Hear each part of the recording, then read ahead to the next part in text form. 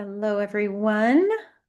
Nice to have you all here again today. I know it's a busy week for everybody that week before Thanksgiving, but it's great to have you all. And today we have a great topic again. This is our seventh or eighth, I think, eighth free recruiting workshop that I've been doing. And I'd love to hear who's here, what level your gymnast or athlete is, and what year they graduate.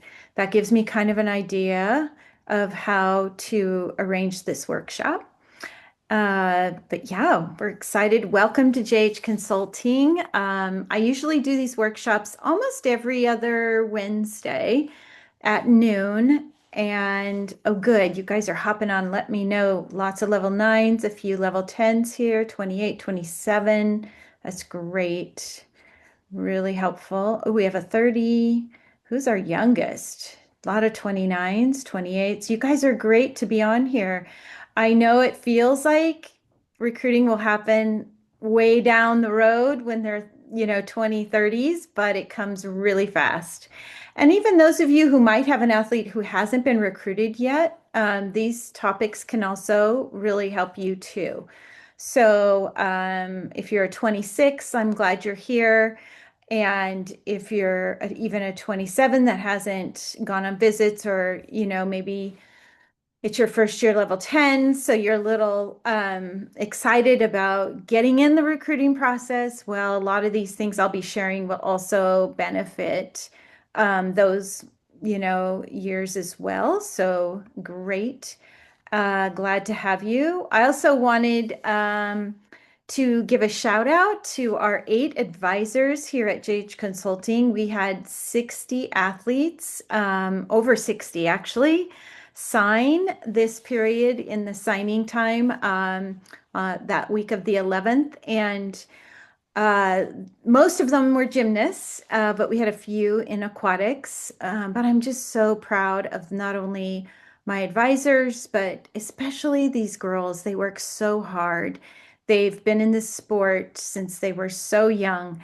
And the parent, the club coaches, everybody involved really make this happen. I see it as a team effort. We love to come alongside the whole support system for each athlete and do our best to pour into each athlete all the information that we've learned through the years. A lot of my advisors were college gymnasts or college athletes, and some of them were college coaches. So I think that's what makes JH Consulting so successful, but mostly they love to help. They really care about the girls. And we even have some boys that we work with. But it really is an amazing feat to think we've had 60 plus athletes sign recently. I'm just really proud of each of them.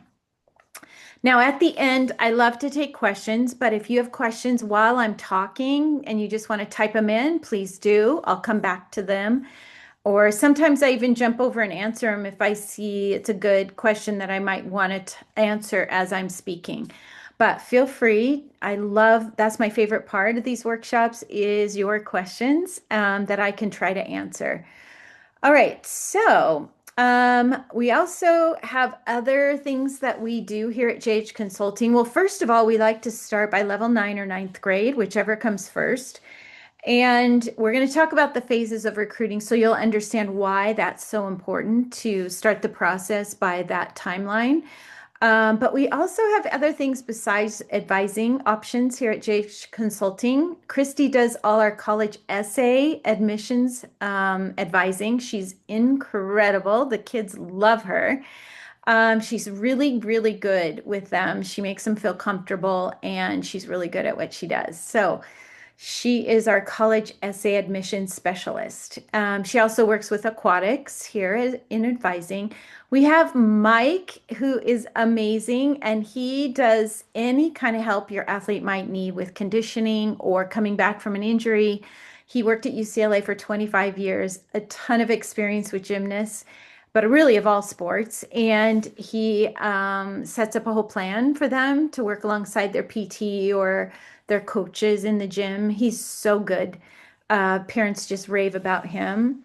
And then we have what's called the Bright Futures. So if your athlete's really young and you just kind of want to know what's ahead, but you're not ready to buy an advising plan, it's called Bright Futures. It's $200 and you get a lot of good information.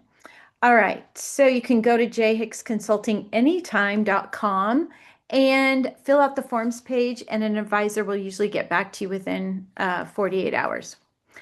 Also, we have a special coming up at JH Consulting, so you don't want to miss that. I'll be announcing it, I think, at first week of December. So it's a great special, and families absolutely love it. So that's coming up too.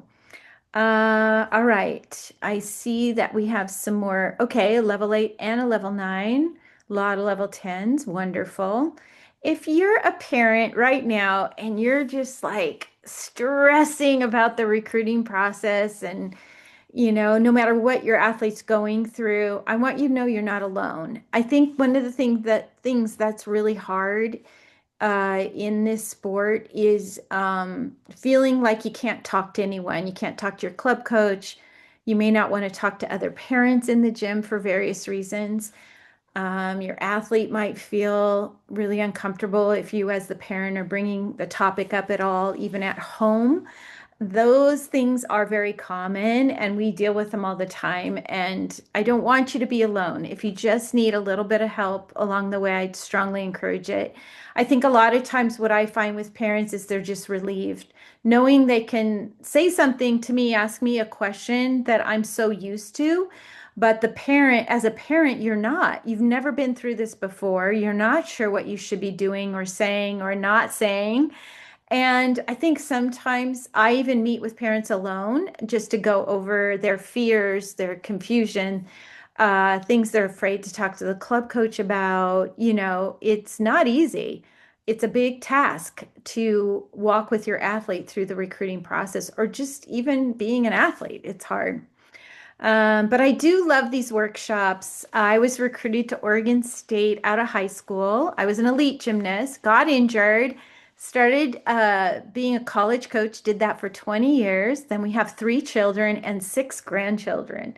So I don't know if you saw my post last week, but I posted a picture of 3 of my college Division I gymnasts who now have daughters who just got recruited. Oh my, yes, that's how old I am.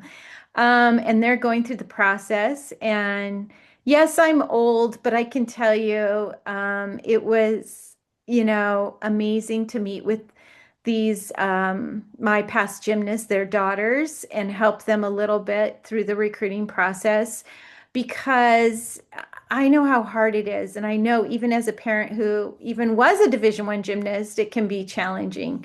And it was just so special for me to speak to those daughters and help them a little bit. And I felt like I had really come full circle. And I started JH Consulting for the same reason that I loved coaching, and that was to have an impact on young girls' lives. But I also love being connected to you all as parents. I was a parent myself, and now I have grandkids who are starting in sports, and it really never ends. It's just an unending, fun, exciting time to think maybe someday they might be able to do sports in college. And I sure hope so because it was the best 4 years of my life. I grew so much as a person. I love being a part of a team. I love coaching the girls. It can really be special, but there are some pitfalls.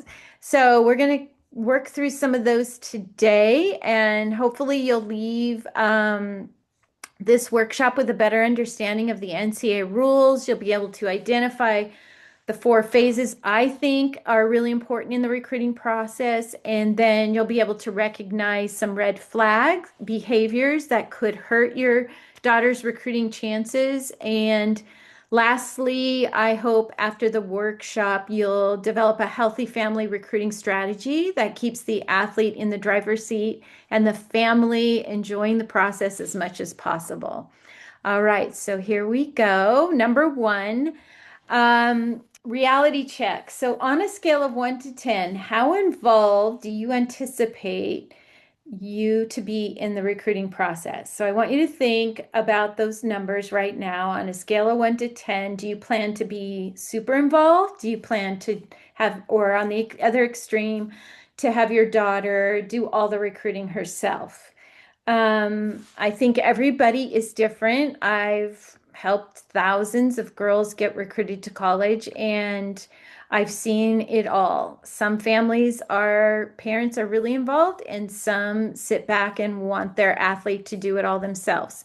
So every family's different. You have to decide what's going to work for your athlete, for your club situation, for you as a family. And so I just want you to think on a scale of 1 to 10, and maybe after today, it might change or adjust what number you would give yourself. But I do have a funny story I wanted to share.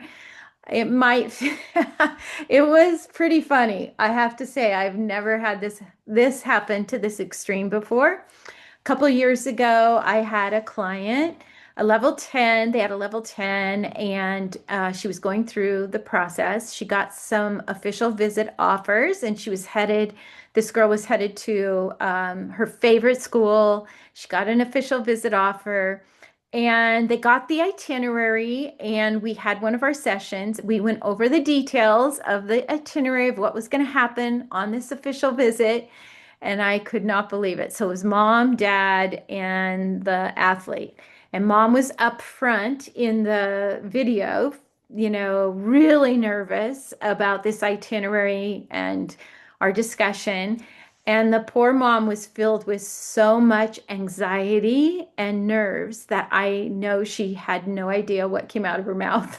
It was so funny. And I said, "So, do you have any questions about the itinerary?"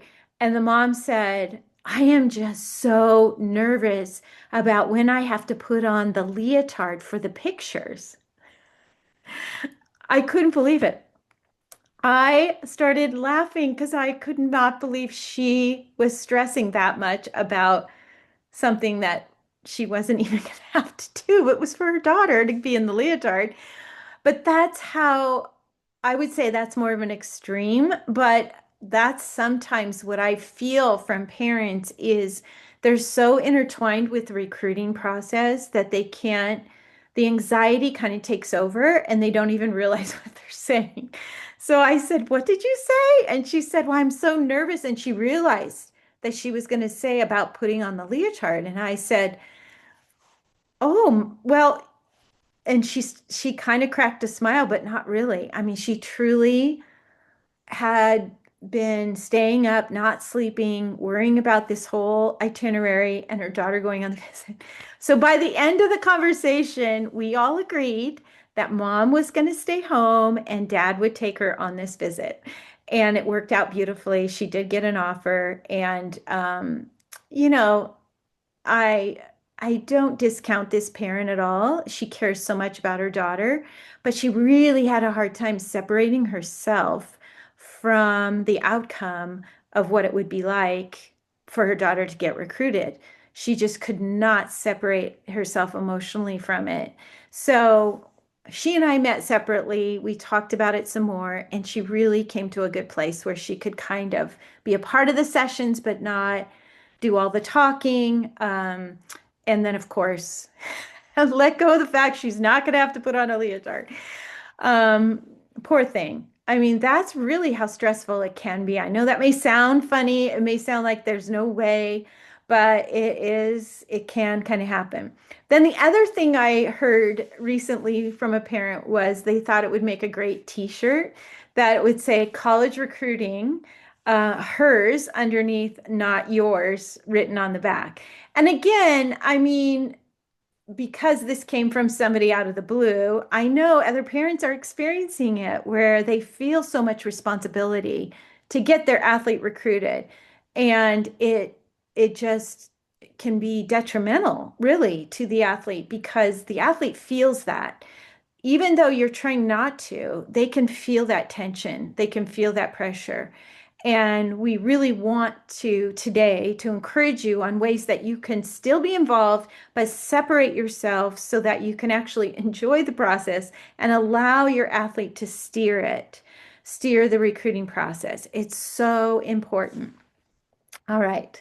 So, what are the four phases of recruiting and what is your role as a parent?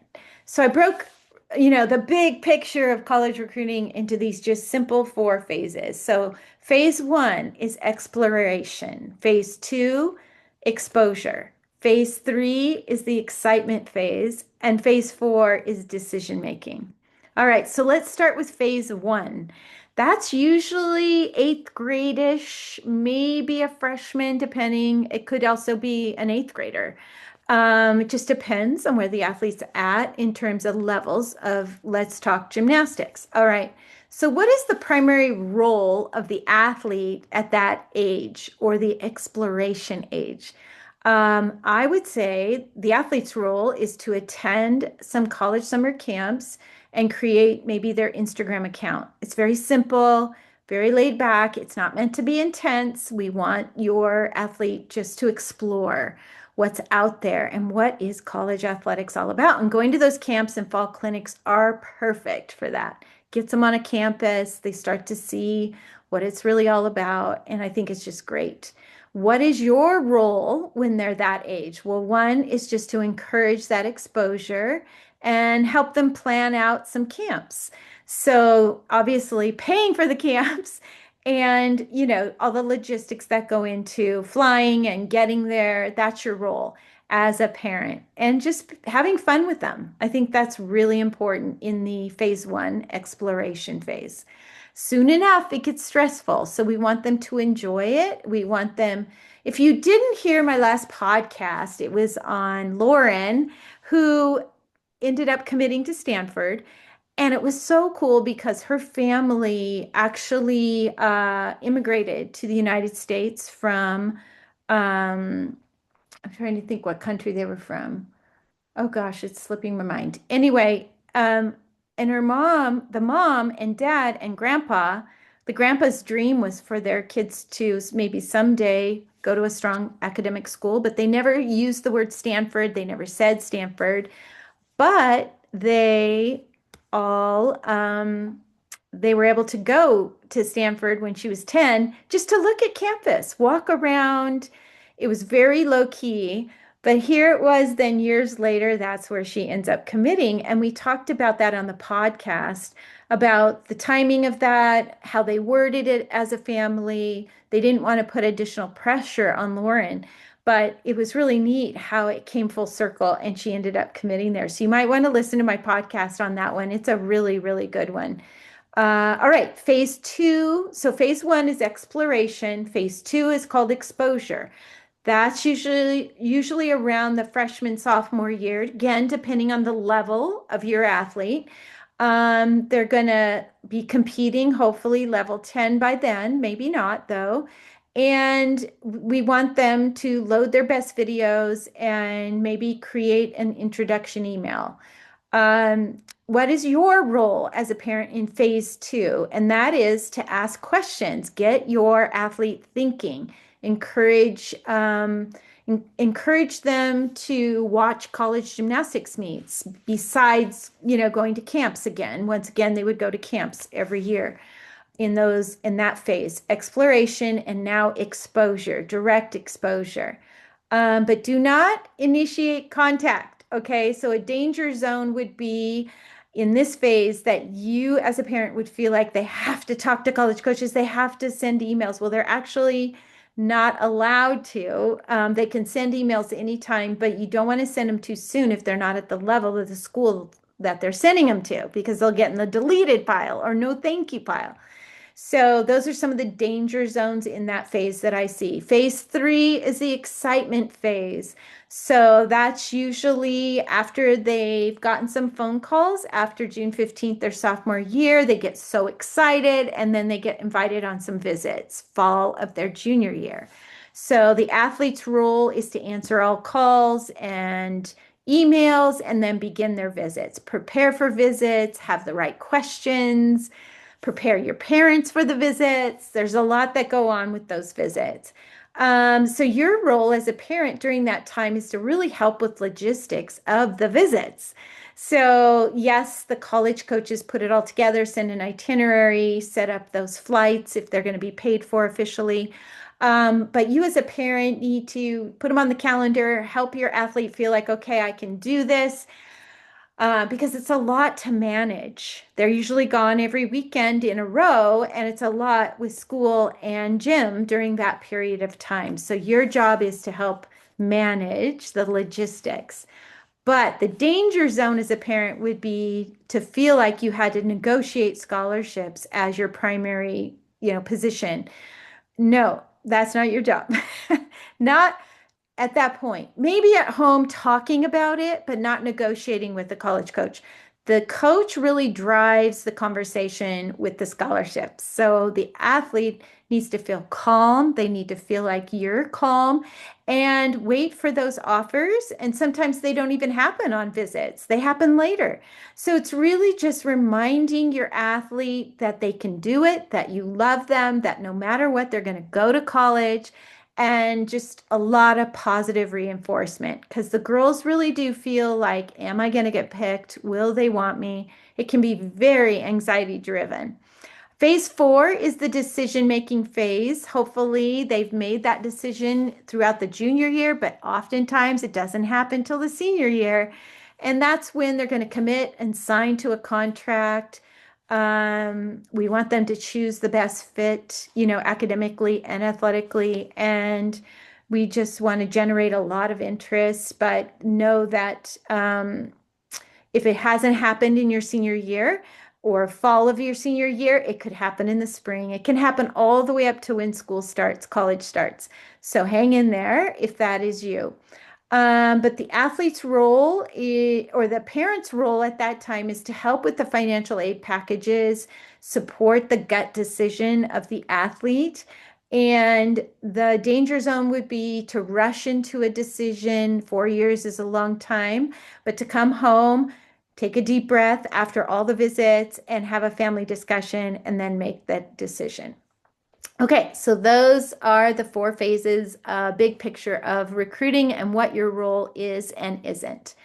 Number three, the NCAA rules. There's just a few that you need to know. There's lots of rules, but these are the few that I think are important. One, you want to register with the Eligibility Center by freshman or sophomore year. Two, fill out recruiting questionnaire forms. Most of the schools have them, but I can tell you a lot of college coaches don't look at them for recruiting purposes. They look at them for finding out where the athlete might, what their cell phone number is, or after they decide who they're recruiting, basically. They're kind of a database for them more than anything. They don't necessarily look at those and go, oh, I want to recruit this girl. However, that can happen. But most of them, it's a good database after they, pick somebody based more off of other things that we're going to talk about. Um, Dead period, that's when coaches can talk to recruits, but nothing on campus or in person. That's probably a most important period of time. Every school has a recruiting calendar, different dates. I mean, every sport has recruiting dates. And so June 1 through 14 is a dead period. The week of November 11th, when they sign, is a dead period. And then December 1 through December 30th, we're coming up on a dead period. So you can still have phone calls and emails, but you cannot do anything in person. And the athlete can't be on campus talking to a coach in person.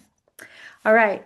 Can you go to a college campus and watch their practice prior to the junior year? Yes, but you can't talk to them. But if they have a public viewing area, you can go anytime and sit quietly and watch practice. Most gyms have them, not all of them do, but many of them do. But you cannot have contact face to face till after, well, you can do phone calls June 15th after the sophomore year. And then August 1, you can be on their campus, obviously, and have face to face conversations. Do you talk about recruiting at college camps? No, you are not supposed to. No recruiting should happen at the college camps, but it does sometimes. The last one is, do college coaches come to your club to watch practice? Yes.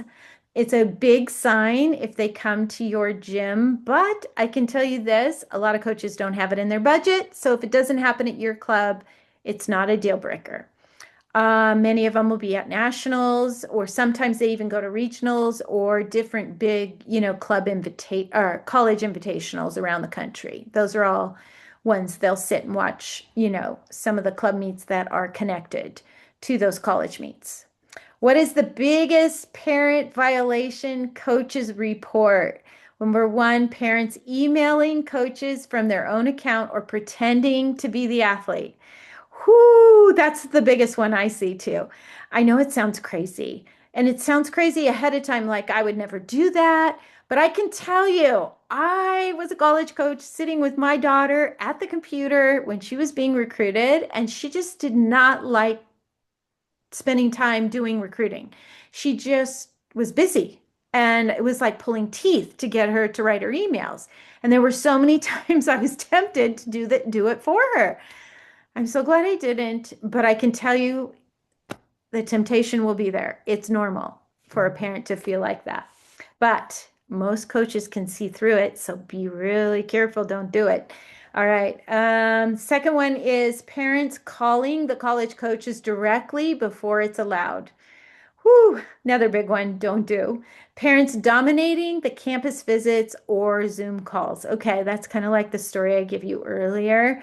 Not a good idea. I know it's hard when you're nervous. You don't realize you're doing it, but be mindful. All right, so what are college coaching say on a positive note? One is what impresses them most about a recruiting parent? Here we go. Here's some good things. Parents who let their daughters lead the conversation and only chime in on logistics or finances. And what is a turnoff to a college coach?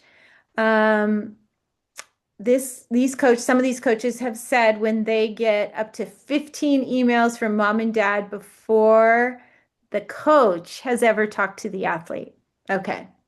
I don't know that that happens in our sport very much, but it does in others. So this is kind of funny. I've never thought of this before, but you could create a family recruiting agreement and sign it so your daughter knows, okay, we're all on the same page. So it would say, who is the primary communicator with the college coaches? And that it would have a line and your daughter would sign it. She's the primary communicator. And then number two, what are the parents' responsibilities? And it would have a spot for that. And you could put to transport you, to the finances, your scheduling, and your emotional support. So then both family, or athlete and parent are like, okay, we're really clear on our roles. I've never done that before. I found that as I was doing research. I thought it was kind of funny actually, but maybe it would work for your family, or maybe just hearing it is all you need, is just knowing the where you should stand in this whole process. I also found some questions that college coaches appreciate from parents, which I thought was cool. Number one, how do you support? Um, so a good question would be to a college coach when you're on a visit.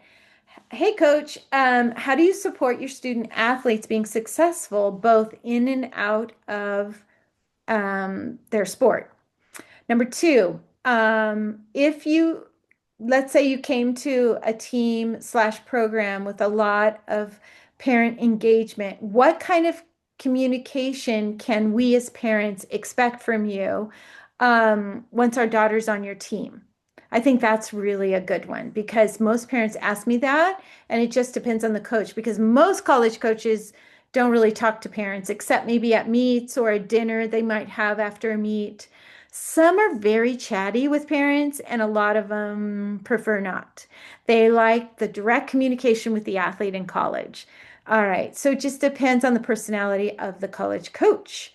But a good question some of the college coaches say are on safety about campuses or maybe practice time versus academic expectations. You can ask about graduation rates. Those are kind of good questions. This college coach said, I also appreciate when the parent takes the time to read my bio and ask me about my experiences and how I came to this school and why I want to be a college coach or why I like being a college coach. I like that one. And then depending on the program or level, you can ask about costs, of course, at the right time, and that's usually after they've made an offer. All right, so those are some of the upsides of what you can be asking. Why do some gymnasts get recruited and others do not? This is the last little piece of the topic today. I thought through this myself and came up with some things that I've seen through the years, being a gymnast myself in college and then coaching in college and now owning a advising company. Um, so here are some of the things I see, the top reasons I see that an athlete doesn't get recruited.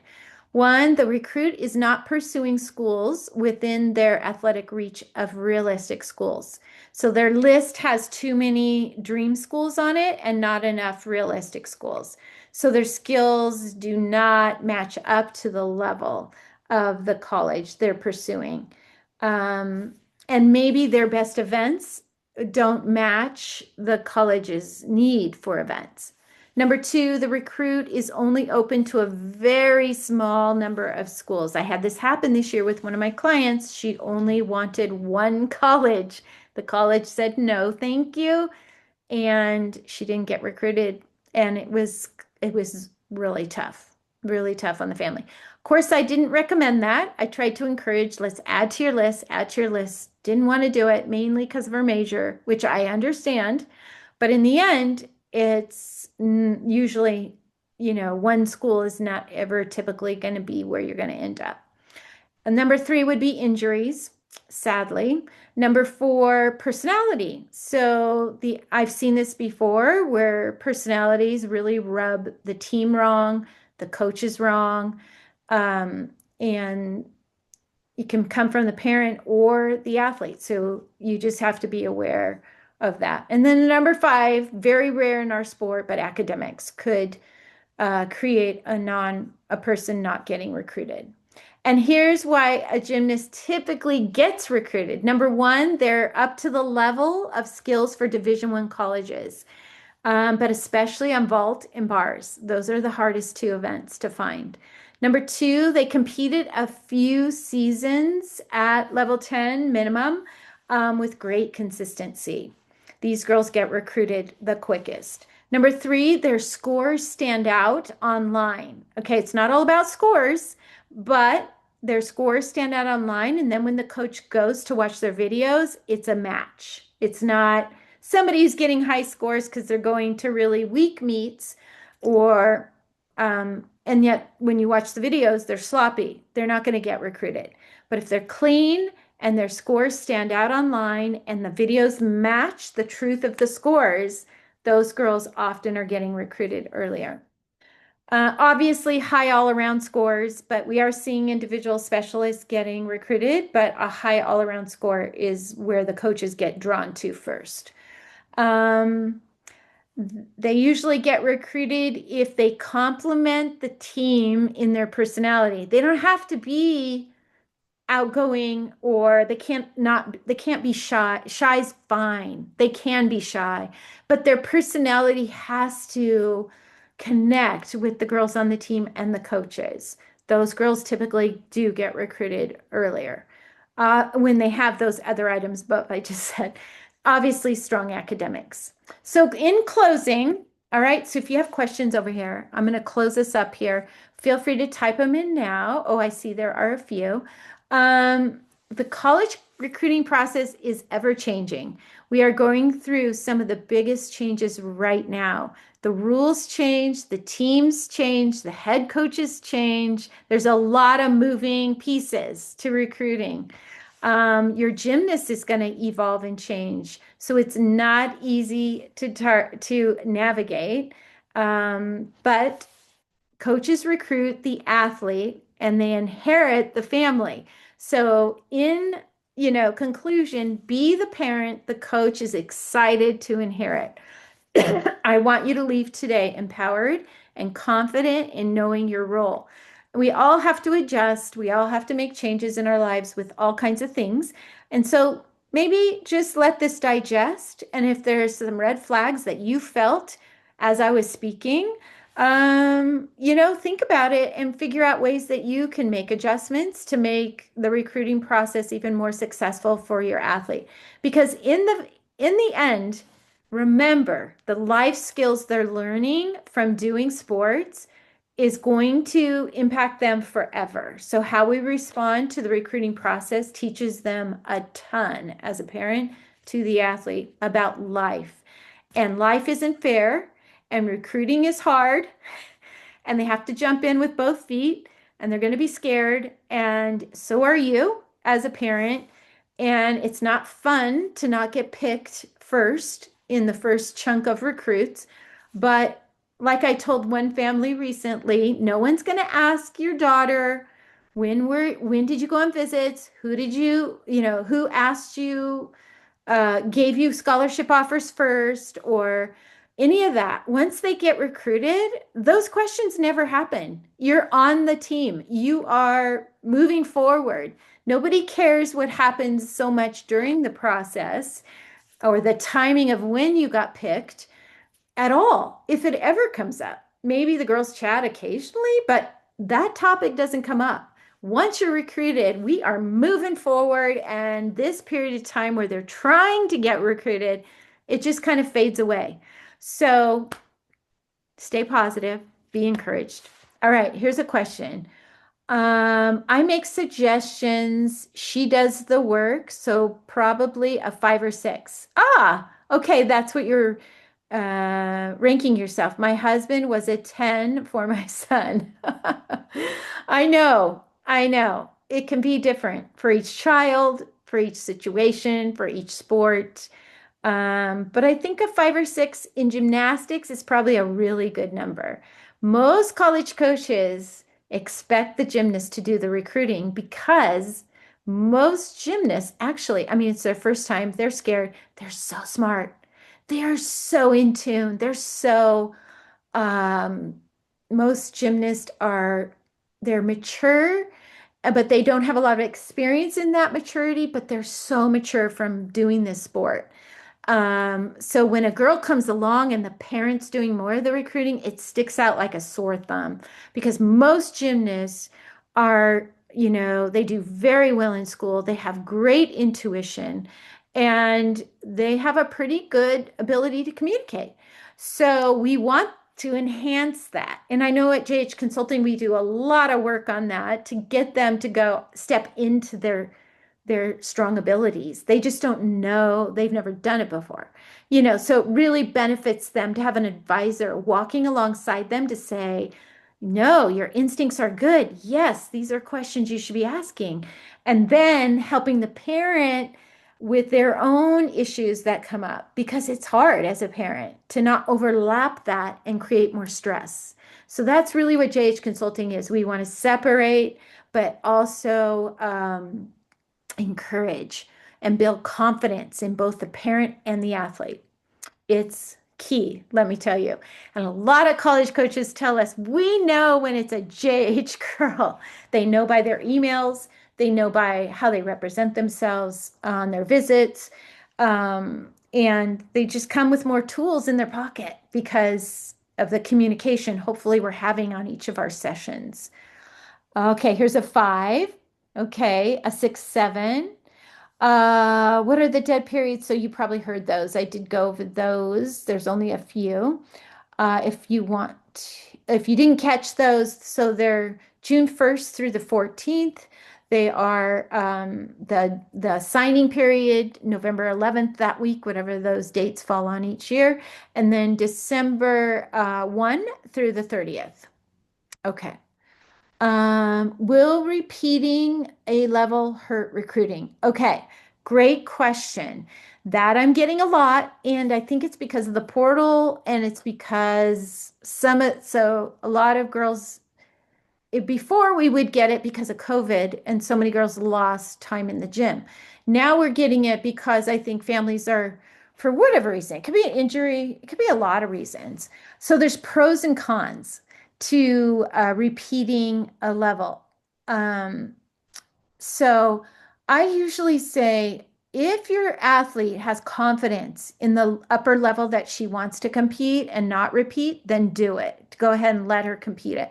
If she's lacking confidence, if she's scared, if she's having fear issues, mental blocks, all those things are assigned to a parent to say, look, we need to back up in the coach.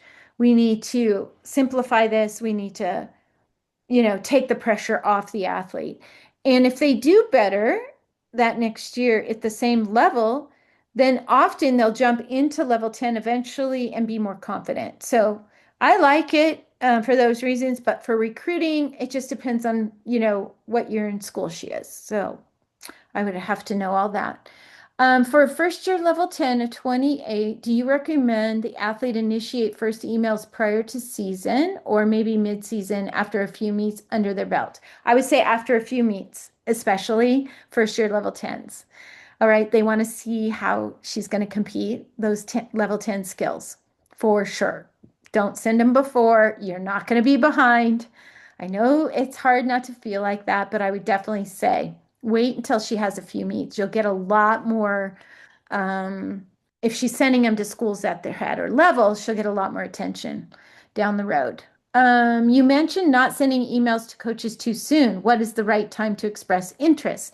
The right time is um, when you're at the level or very close of that team.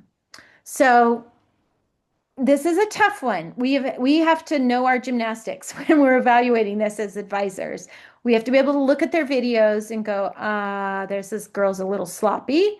I would not send her information yet. Now, sometimes they're sloppy because they're rushing into the level, but they're talented, but they're just really sloppy. So, in that case, I might say to a parent and an athlete, let's just hold off. Can you clean up your legs? Can you stick more landings? Can you show more block? I want to see all that before we send anything. Because if you send it with sloppiness or those issues, the coach is just going to say no, thank you. So it's not about what year she is in school. It's not even if she's a level 10. It's more about the details of, what her gymnastics looks like and her start values. And then, of course, her scores. So college coaches can see talent, but depending on the situation, they're going to go with an athlete who already has level 10 skills, has competed them, and does them clean and consistent. So that's why it's important they realize it's not about getting your name to a coach. It's about waiting until when they get your stuff, they go, we want to keep this one. We want to put her on our watch list. So it really takes somebody outside of the box to help evaluate that, I believe. Is it still possible to get recruited, especially last minute? Yes, if training only 2 events. Absolutely. Totally. It's harder sometimes, and it depends on the 2 events, and it depends on how good those events are. There's a lot we look at, but it's not impossible. If your gymnast will only have one full season of level 10 by the time they are a junior, this really only have two, and then only have 2 years of 10 by the time they graduate, will they have a high probability of being recruited at a major program as long as they perform well?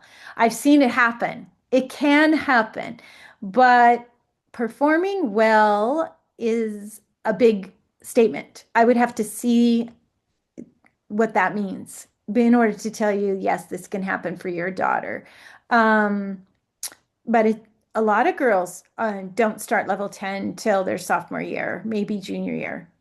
However, we know those big schools are going to grab kids right after sophomore year, June 15th, on the phone, and then have them come on visits early fall of the junior year. So we know that's going to happen. It happens every year. But, your daughter can only be the best that she can be and try and get out there and see how it goes. But there's a lot I would look at in this situation. What's an ideal amount of schools to have on your list? And how likely is it that coaches reach out to you first from maybe seeing you at a camp?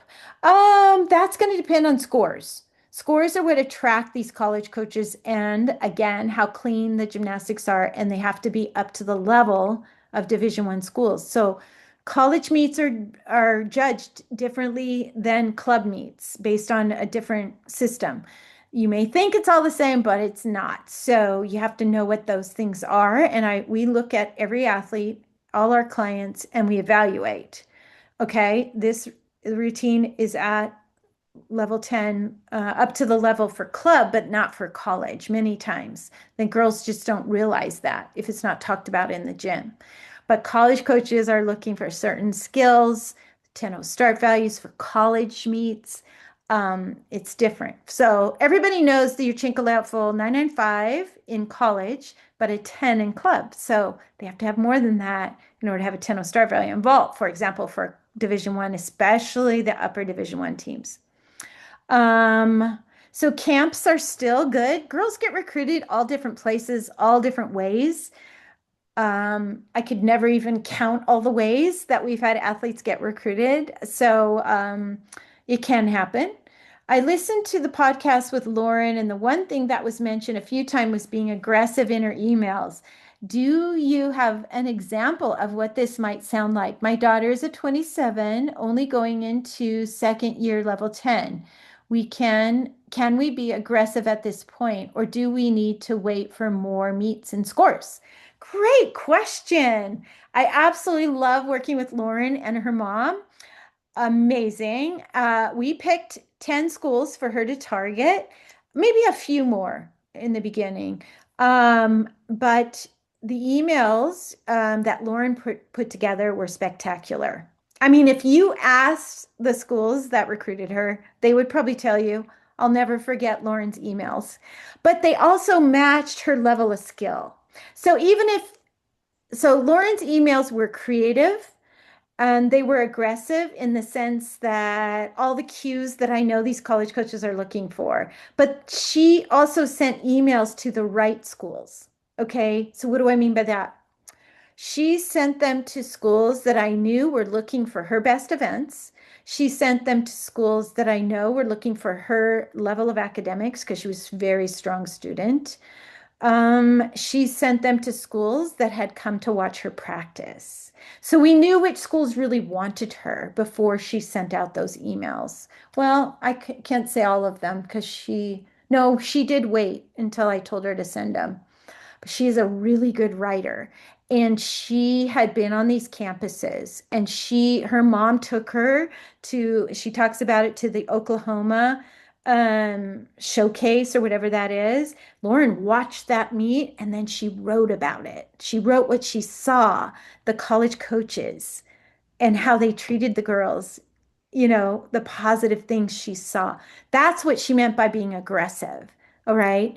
So again, you don't want to send these too soon to schools that aren't going to be in your daughter's wheelhouse. It's not going to matter. You really want them to be sent at the right time to the right level. And we always keep two dream schools, but the rest have to be realistic. All right. Does yours, okay. Sorry, some of these moved up. She attended camp. Um, my daughter is a 27, okay, this is the rest of that question. Going into second year, level 10, can we be aggressive at this point? I don't know. I would have to see her scores. Have to see how clean she is. I would have to see her start values. It's not about just being a level 10. That's what's confusing for the parent. Most parents think if my daughter gets to level 10, she'll have a shot at, Division One schools, any that she wants. It's not like that. It's not like that at all. In fact, those big schools will recruit the elites first. Those spots get filled up with the elites or the girls who've been level 10 for a long time, usually. Not always, but they always are looking for some specialists. They're always looking for a late bloomer that, comes along. So those are just my initial thoughts. Should we send videos or Instagram handles with the emails or wait until they ask? Depends on your daughter. It depends on what she looks like. It depends on how I teach my advisors to enhance recruiting is very specialized in these types of things. So it's not random. We talk to the college coaches. We find out what events they want. We find out what they're looking for. We find out what they're concerned about. And then we get really specific in our emails. It's so important. It's competitive out there. All right. Okay. 27, first year level 10. She attended camps, sent short emails about coming to camp and a thank you. Perfect. Should her next email be a formal introduction email or just an email with updates? It depends on, is she emailing the right schools? That's the key. Number one, is she at their level? Um, but yeah, at some point she's going to need to send a formal introduction type of email for sure. And that usually comes before the updates. So I think that's what you're asking. Should we send videos or Instagram handle? Yeah, that's a big topic right there, Micah. I need more. I need to see your daughter's situation. What scores are competitive to get coaches interested? Well, basically, what I meant by that was when they go over to My Meet Scores or wherever all the scores are, because they can find the girls easily. We're not like football, basketball, all that, where it's hard to find kids. It's not, gymnastics is very different. I can tell you that. But the scores that would stand out are, I'd say, I mean, if you're talking Division I coaches, the top 20 in the country, they're looking for 9.7s at level 10. And then they go straight to Instagram to see how clean those routines are and how true to that 9.7 they really are. Okay. But a lot of schools are just looking for girls with 9.2s, at level 10 for a couple years, if possible. All right. Does your service guide athletes into what may be the right schools? Yeah. Oh, yeah. That's the most important key. And what skills to showcase. Yep. We do both of those for sure. Is it normal in the recruiting process for an athlete to receive a high volume of calls, text messages, Instagram engagement, and multiple camp invites, but still not receive an offer? It can happen if there's injuries or other situations. I have seen it happen, but not, it's not frequent. The feedback has always been, we can't wait to see you in the upcoming season. How should this level of engagement be interpreted? Um, I think if, you know, I have a lot of clients who receive things when they're young, and it's based off of camps. So they get these emails. I don't know how it's going out and stuff, but a lot of colleges want you to come to their camps. That's how they make additional funds. So it can feel like they really want my daughter, but it's also a camp fund deal too. So you have to know gymnastics technically as a parent to help guide them to the right camps that aren't going to do that. Or you know, it starts with a dream, and I love that. But the reality is finding the right match in the beginning can save a lot of heartache in the sense that we don't know for sure where they're going to land in the end, but we can gauge 10 schools, in their wheelhouse that they're potentially going to have a shot at. Um, but I would say uh, those are good signs when they're receiving a high volume calls and text messages. So I assume she's a junior, is what, otherwise she shouldn't receive any calls. Or maybe you're hypothetical here. But yeah, I've seen girls get lots of calls, lots of mail, lots of everything, and not get offers too. So there's a lot to this. When the college coach follows your daughter on Instagram page, is that a good sign?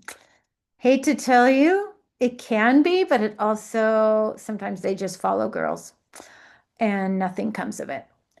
Is it appropriate to begin the process at level 9 with JH Consulting mainly so that we can target? Yes, that's what we do. I'm not trying to sell you. I'm trying to just tell you. It moves really fast, faster than you think. Do you limit number of your clients to certain schools? No. We like to get focused. We like to teach and educate and research 10 schools, two that are reach, eight that are realistic. But we are never going to say no to a list. If an athlete wants to have all the schools on her list, it's fine with us. We just know that gets exhausting, but some families do. They have 30 on their list, and that's okay. We don't want to stress you out more. We want to come alongside, explain our style, but we're flexible. We have to be. Do you limit your number of your clients? Where did that just jumped?